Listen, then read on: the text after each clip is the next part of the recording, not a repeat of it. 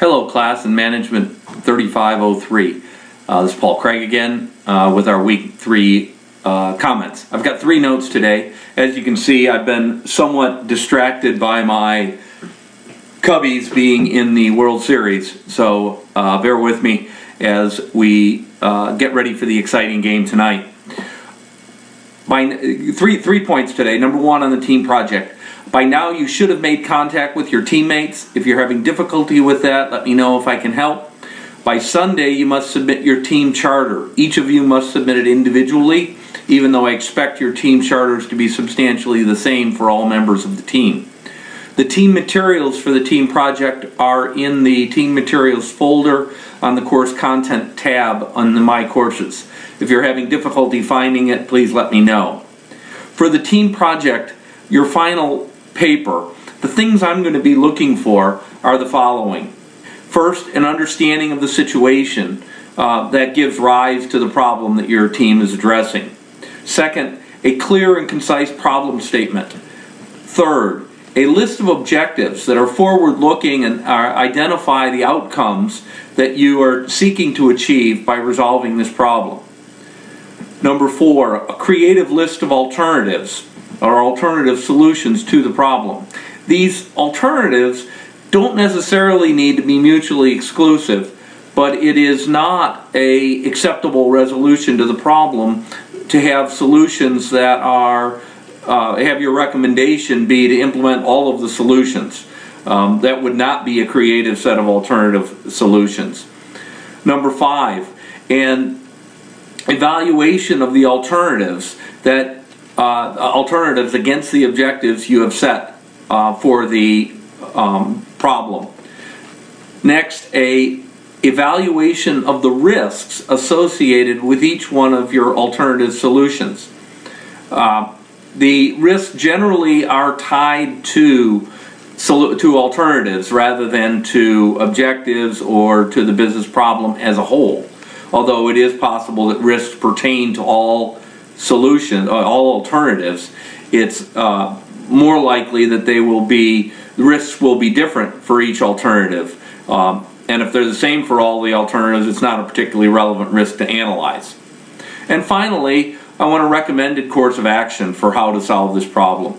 The team materials folder contains a good sample outline for the paper. You can use this outline, or you can use a modification that you find fits your problem better.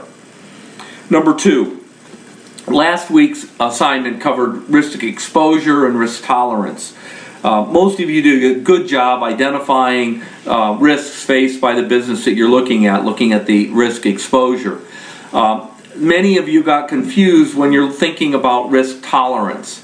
A good way to think about risk tolerance is that it pertains to an individual or an organization. It does not tie into the problem or the situation that you're looking at.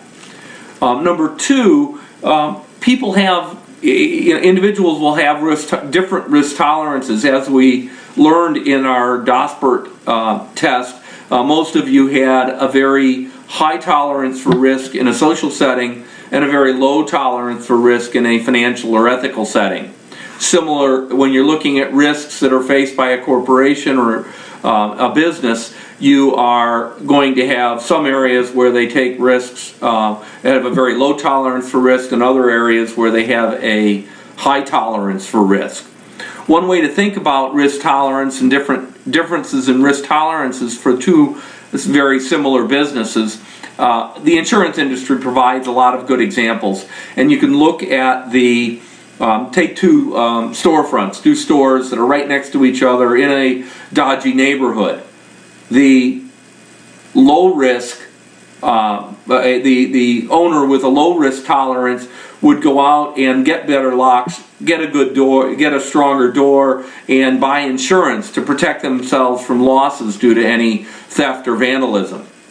The person with a very high risk tolerance might buy the better lock and might get the better door, but they decide they're not going to spend the money on the insurance because they have a high tolerance for risk and they think they can live with the risk that they're exposed to.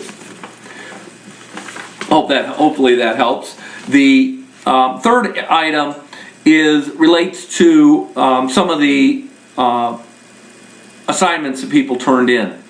If you're going to use a graph or a chart or other visual in a paper, make sure that you explain what it means.